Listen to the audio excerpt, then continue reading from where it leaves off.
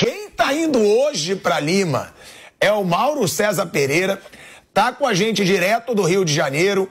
Mauro, e foi o que eu falei aqui, muitos vão achar que é clubismo, pode ser um pouco também, porque eu acho que um flamenguista vendo, e eu sempre assumi, vendo, sempre não, né, assumi há pouco tempo, mas vendo aquela multidão, aquilo que acontece, eu digo que só a torcida do Flamengo hoje consegue fazer isso, Mauro.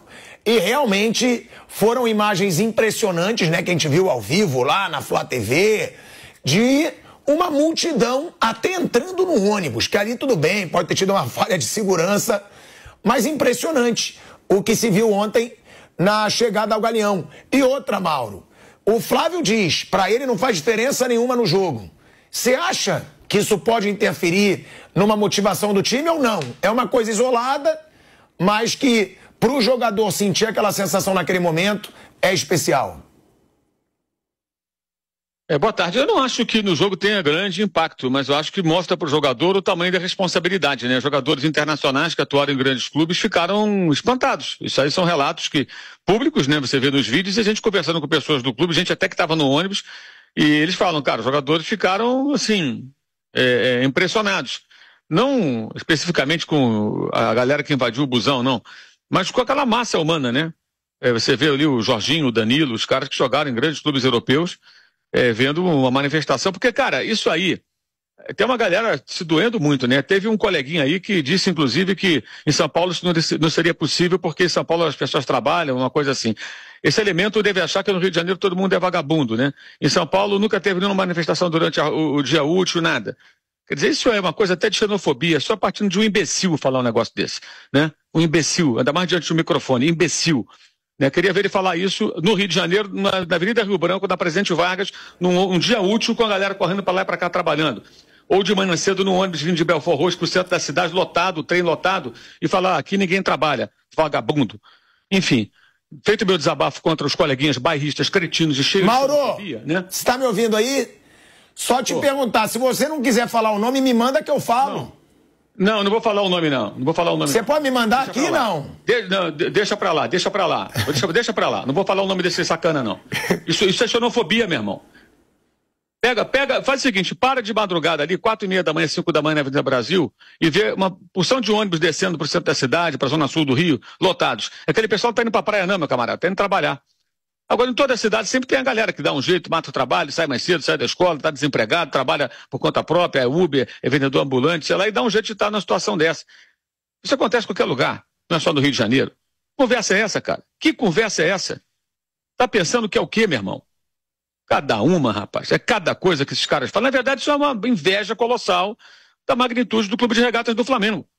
Porque, de fato, nós temos grandes clubes no Brasil, mas o Flamengo já fez várias vezes. Eu até escrevi no meu blog hoje. O Aeroflá tinha que entrar no calendário oficial da cidade de São Sebastião do Rio de Janeiro, que é um negócio colossal. Essa massa humana que se desloca, e aí tem vários aspectos sociais, antropológicos. Cara, esses são, em grande parte, aqueles que foram excluídos dos estádios. Como tem torcedor do Corinthians e de outros clubes importantes e populares do Brasil, que também tem torcedores excluídos. O que são aqueles treinos abertos lá em Itaquera? É a presença maciça de muita gente que não pode ir ao jogo porque o ingresso é caro e o cara não é sócio torcedor e não pode pagar. Então ele vai ali para um dia poder adentrar o estádio do seu clube. E essas pessoas que vão para o Aeroflá são aquelas que não podem ir ao Maracanã, muitas delas, que o ingresso é caro, não conseguem comprar o ingresso. São aquelas que não podem nem sonhar fazer uma viagem para o Peru para assistir uma final. Hoje nós temos uma massa de milhões de torcedores excluídos dos estádios. Não existe mais ingresso popular, não existe mais geral, o mundo mudou, as coisas hoje são assim, mas a paixão dessas pessoas pelos seus times, ela continua muito forte. Então o que vimos ontem não é a questão do ônibus que eu quero chamar a atenção, mas dessa massa humana seguindo o Flamengo para dizer, estamos juntos, vamos nessa, estamos te apoiando. Esse é o recado. O Aeroflá não é um já ganhou. O Aeroflá é uma tentativa de dar uma injeção de ânimo. A única maneira que essas pessoas têm de tentar apoiar os seus jogadores. Isso é legítimo, isso é bonito pra cacete. E quem não gosta morre de inveja.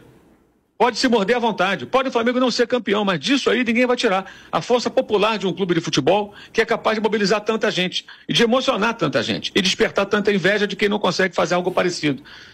Simples assim. É claro que não é isso que vai ter um impacto final do jogo. É evidente que não é isso que vai resolver o jogo. Eles não vão fazer um gol. Mas é claro que os jogadores viajam vendo, caramba, olha só o tamanho da responsabilidade. Olha só o que esses caras fazem por conta do Flamengo. Esse é o ponto. É isso que me chama a atenção. É isso que chama a atenção de tantas pessoas, né? A maneira como tanta gente se mobiliza para isso.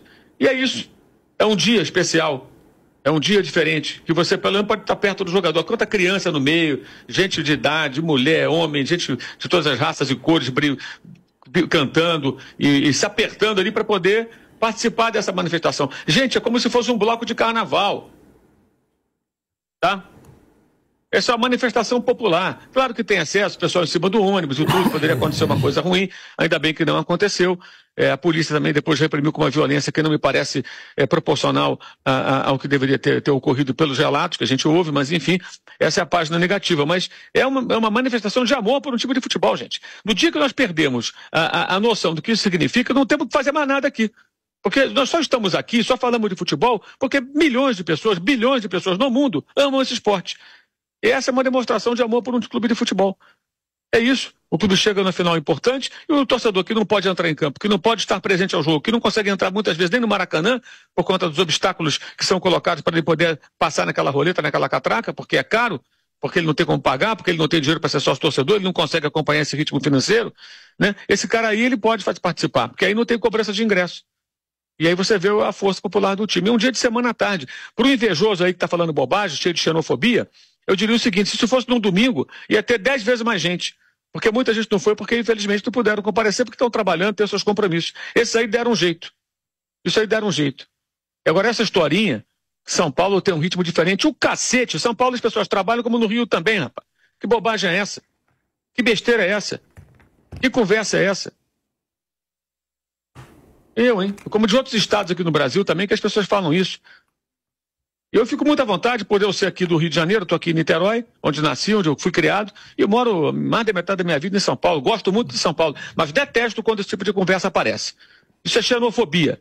E diante do microfone é pior ainda. Deveria ter vergonha na cara, mas não tem. Não tem.